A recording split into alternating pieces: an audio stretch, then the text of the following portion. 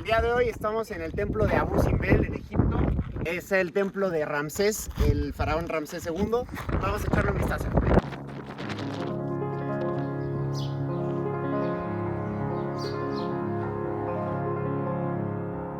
El gran templo de Abu Simbel, construido por Ramsés II, es una de las creaciones más estupendas de la arquitectura egipcia. Se encuentra en el extremo sur de Egipto, dentro de la región de Nubia, casi en la frontera con Sudán. Y este templo está completamente excavado en la roca. Los templos en cuevas son muy raros en Egipto. Los templos generalmente eran estructuras construidas, pero en esta zona de Nubia tienden a ser más comunes. Así que aquí Ramsés está adaptando la arquitectura típica de la región. Un patio de entrada conduce a la imponente fachada con forma de pilonos, de 36 metros de ancho y 32 metros de alto. Inmediatamente enfrente de la cual se encuentran excavadas 4 colosales estatuas de Ramsés II de más de 20 metros de altura. Los espacios procesionales que conducían al santuario en los otros templos egipcios, aquí se hacen en el interior de la roca. Los pilonos, que generalmente eran una edificación, se convierten en un tallado en la roca del acantilado. Es increíble. Si miramos los pilonos o la pieza de entrada tallada en la roca en Abu Simbel y miramos unos pilonos tipológicamente normativos como los que vimos antes, puedes ver que estos pilonos que llevan la memoria del muro de barro se conservan y se usan aquí. Y mira la escala de las estatuas. La razón por la cual la arquitectura egipcia es tan inmensa en comparación con la de otras civilizaciones antiguas como Grecia es que los egipcios no hacían sus edificios a una escala humana, sino a una escala para los dioses. Estamos aquí en la entrada de Abu Simbel, la entrada del templo, y pueden ver lo colosales y enormes que son las estatuas. Nada más la pierna del faraón es enorme.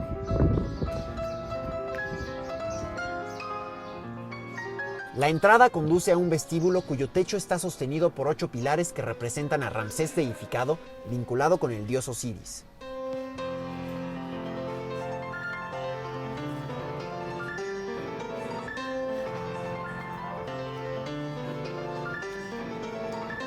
Esta es la entrada del templo de Abu Simbel. Pueden ver la sala hipóstila.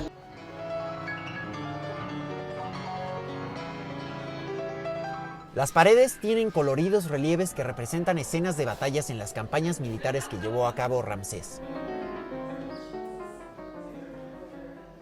El relieve más famoso muestra al propio Ramsés en su carro, disparando flechas a sus enemigos huyendo que están siendo capturados.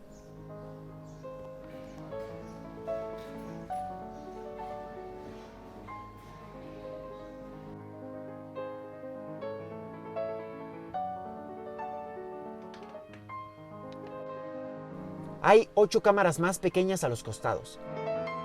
Estas probablemente se usaban para almacenar los utensilios y muebles del templo. Pegada a este vestíbulo y en la parte trasera hay una pequeña sala hipóstila que tiene 4 pilares.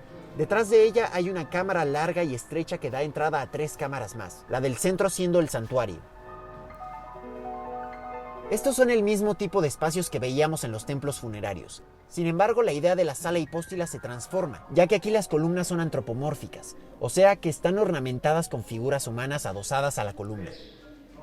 Por lo que tenemos esta avenida de humanos y luego avanzamos de nuevo a través de este sentido telescópico de los espacios, en el que conforme avanzas el espacio se va haciendo más denso y más compacto, adentrándote cada vez más en el templo.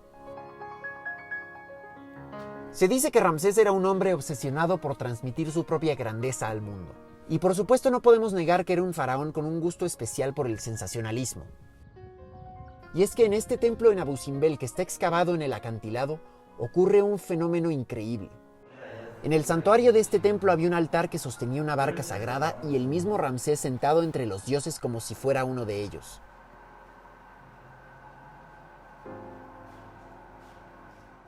Pero lo más interesante es que 2 días al año, el 21 de octubre y el 21 de febrero, 2 meses antes y 2 meses después del solsticio de invierno, el sol penetra directamente en el corazón del templo de Ramsés II. Y las estatuas de Amón, Ramsés y Ra son iluminadas por la luz del sol, dejando en la sombra el retrato de Ptah, un dios oscuro y de las sombras, un dios que tiene una connotación más subterránea.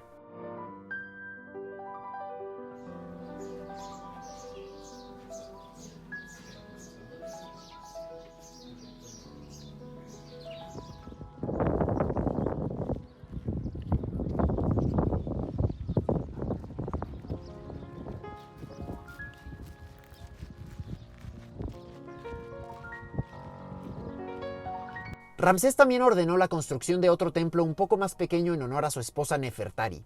Su fachada sigue imitando en el tallado la forma característica de los pilonos, y también tiene colosales estatuas. El interior es muy similar al interior del templo de Ramsés en que, aunque más pequeño, tiene los mismos espacios en común. Una sala hipóstila con pilares, esta vez representando a Hathor, la diosa egipcia de la feminidad y la maternidad, quien a menudo es representada como una vaca, pero en estos capiteles se la representa como una mujer con orejas de vaca.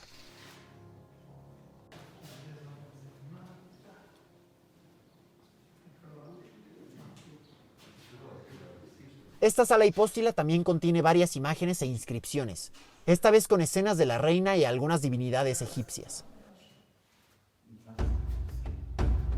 También hay varias cámaras pequeñas para almacenamiento y un santuario en la parte trasera con una estatua sagrada.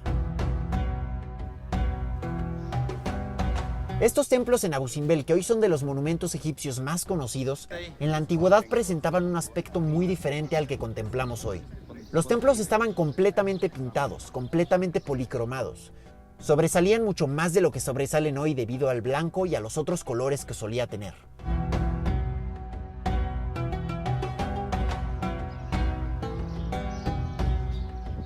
Estos templos de Asuán tienen una historia muy interesante. Sobrevivieron y se conservaron muy bien a pesar de que habían perdido sus colores y una de las estatuas se había roto. Pero fueron severamente amenazados por el lago que está enfrente. Este lago no llegaba hasta aquí en ese entonces, y estos templos solían estar ubicados a unos 200 metros más hacia allá, 65 metros más abajo en el acantilado. Pero uno de los grandes proyectos de ingeniería en la década de 1960 fue la construcción de la espectacular presa de Asuán en el Nilo. Los templos de Ramsés II y Nefertari en Abu Simbel se vieron amenazados porque en este territorio se formó el agua a causa de la construcción de esta presa. Esta es una imagen de la década de 1960. La presa ya se había construido un par de años antes y el nivel del agua no dejaba de subir. Ya había subido tanto que estaba a punto de llegar a los pies de los colosos del templo de Ramsés. Y aún peor, el agua comenzaba a infiltrarse entre las piedras del templo debilitando su estructura. En ese momento se lanzó una campaña internacional para desmantelar piedra por piedra todos los templos a pesar de la dificultad de estar excavados en la montaña. Lo que revela que las paredes internas de la propia montaña tuvieron que ser excavadas y trasladadas a otra ubicación que debía estar cerca, pero lo suficientemente seguro para garantizar la conservación de los dos templos. Dos pequeñas montañas artificiales de concreto se construyeron unos 65 metros más arriba para acomodar a los templos desmontados. Aquí se puede ver la ubicación original de los templos, hoy por debajo del nivel del agua. Si no se hubieran movido, hoy estarían sumergidos bastante metros bajo el agua. Y aquí arriba está la ubicación actual de las dos construcciones. Además, al reubicar los templos en estas colinas artificiales, se respetó el efecto de la alineación solar que hacía que el sol iluminara las estatuas de 3 de los dioses 2 veces al año. Aquí les compartiré una fotografía panorámica que hice en el sitio. Pueden ver las dos montañas artificiales con el templo de Nefertari a la derecha y el templo de Ramsés a la izquierda.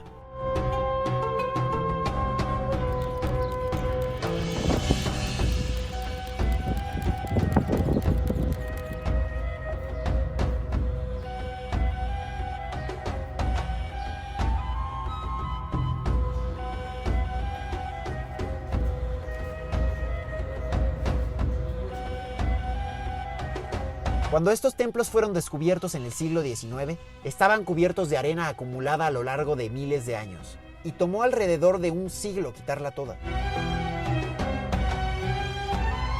Esta es la primera foto que se hizo en Abu Simbel en 1854.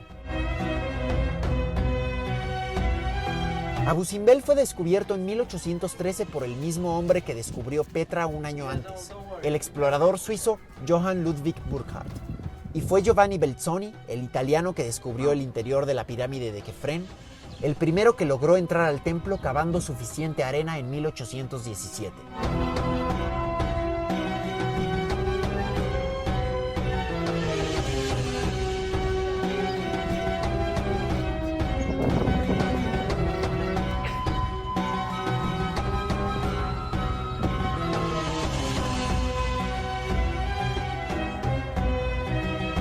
Gracias por quedarte hasta el final. Recuerda darle like porque me ayuda muchísimo.